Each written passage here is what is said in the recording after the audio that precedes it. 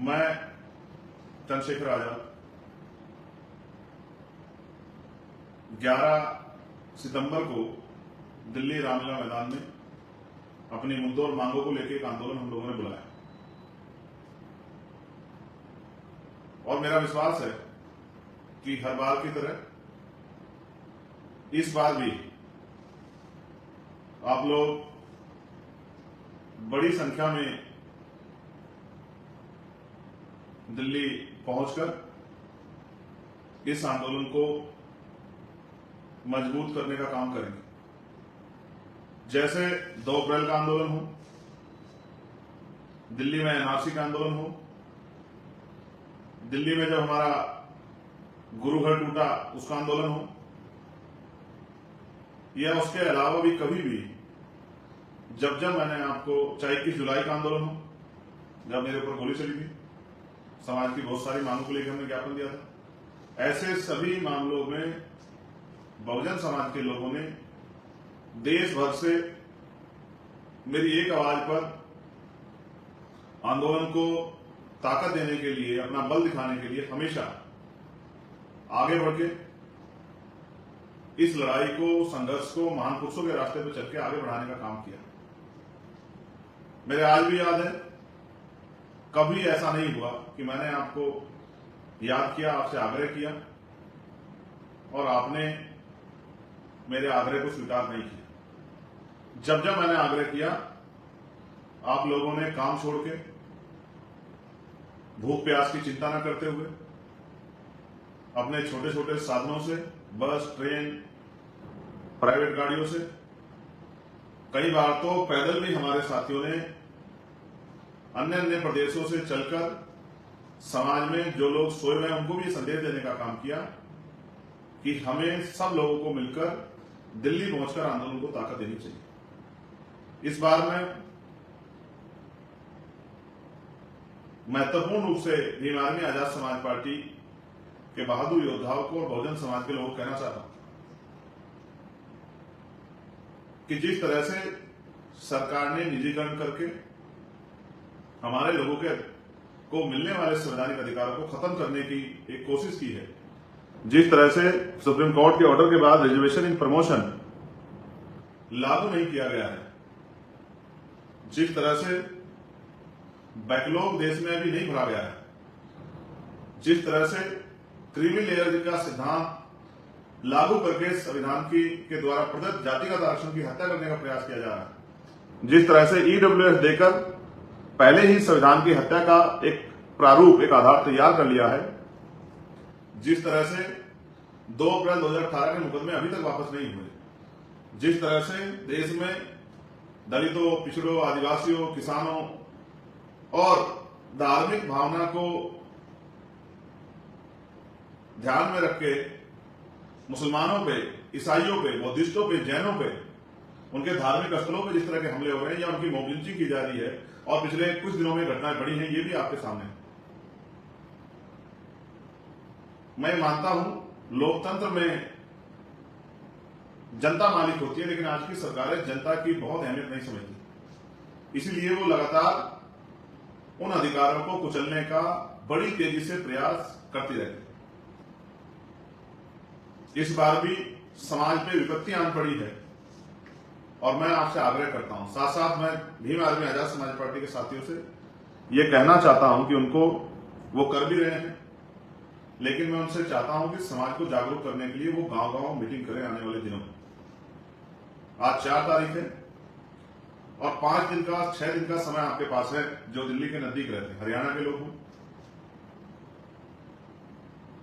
UP के लोग हों, मध्य प्रदेश के लोग हों, राजस्थान के लोग हों, दिल्ली प्रॉपर में रहने वाले हों,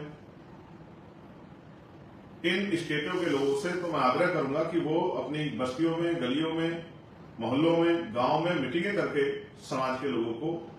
प्रेरित करें कि वो इस आंदोलन को मजबूत करने के लिए दिल्ली आए। जिस तरह से हमेशा आपने सरकारों को अपने बल से, जनबल से अपनी शक्ति का एहसास कराकर उनके गलत इरादों की भावना को रोकने का काम किया, उनको अपने फैसले बदलने के लिए मजबूर किया, उसी तरह से इस बार भी आपका ये बल समाज के लोगों में एक विश्वास और संघर्ष का मादा रखने वाले बहादुर साथियों के भरोसे को मजबूत करने का काम करे। आप जानते हैं कि लगातार आरक्षण पे हमले हुए हैं, कभी लेटरल एंट्री से, कभी संविदा से, कभी ठेकेदारी से, कभी आउटसोर्सिंग से, या रोस्टर में एससी एसटी ओबीसी के बच्चों को अवसर न देना पड़े तो एकल पद्धति के आधार पर नियुक्तियां निकाल के जो है आवेदन निकाल के आरक्षण को समाप्त करने की साजिश की जा रही। और फिर 69,000 शिक्षक भर्ती में जो घोटाले हुए या और जो भर्तियों में घोटाले हुए वो भी हमारे सामने, जैसे अभी अभी 2700 साइंटिस्टों का आंकड़ा मेरे सामने आया जिनकी नियुक्तियां की गई, उनमें से एक में भी आरक्षण का फॉर्मूला लागू नहीं किया। हमें और आपको तय करना है कि अगर हम लोगों ने संघर्ष नहीं किया तो हमारे आने वाली नस्लों का क्या हो, और अगर हम जीते जी अपने अधिकारों की रक्षा नहीं कर पाए तो फिर आने वाली पीढ़ियां हमसे जवाब मांगी। मैं ये भी आपको बताना चाहता हूं, इस बार आपकी जिम्मेदारी कुछ बढ़ जाएगी, क्योंकि कल मैं अगले 3-4 दिन के लिए देश से बाहर जा रहा हूं।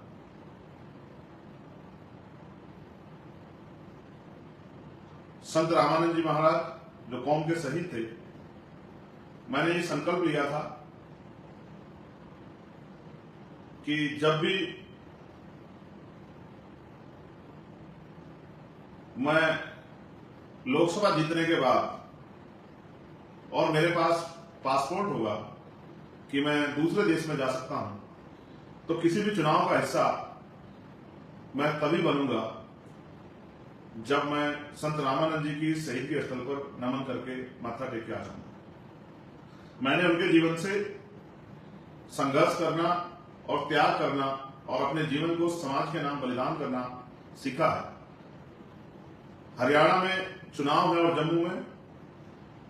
मैं अपने वचनों के प्रति, अपनी बात के प्रति संकल्पित हूं, इसीलिए मैं उस धरती को नमन करने के लिए जा रहा हूं। अगले 4 से 5 दिन मैं वहीं रहूंगा, उसी धरती को नमन करने के लिए नतमस्तक होके उस बलिदान संघर्ष की प्रक्रिया को आगे बढ़ाने के लिए, उस समर्पण के भाव को आगे बढ़ाने के लिए और अपने बाद अपने साथियों में उस समर्पण के भाव को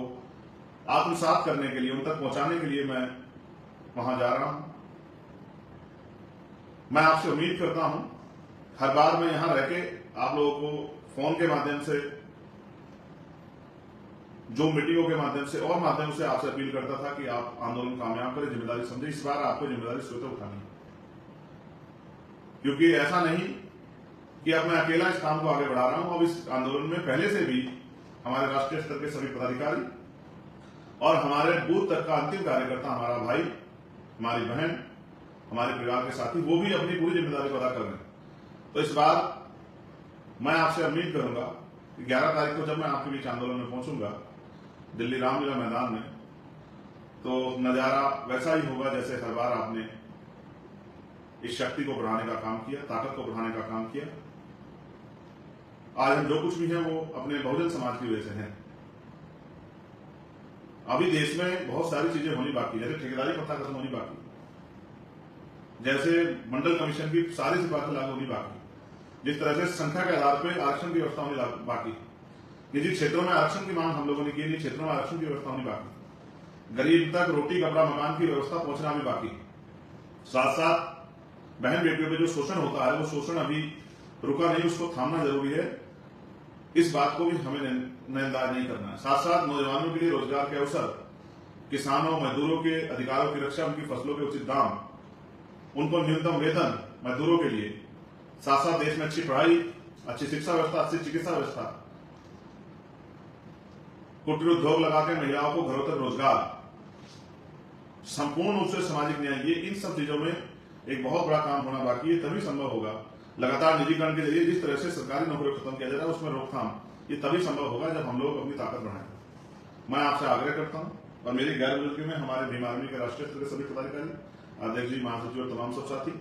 और हमारी आजाद समाज पार्टी के सभी साथी, सभी प्रदेशों के अध्यक्ष, सभी नेतागण, हमारे राष्ट्रीय कोर कमेटी के मेंबर अपनी अपनी जिम्मेदारियों को निभाएंगे, ऐसा मेरा विश्वास है। मैं पुनः आपसे आग्रह करता हूं कि जहां तक भी मेरी आवाज जाए, 11 सितंबर 2024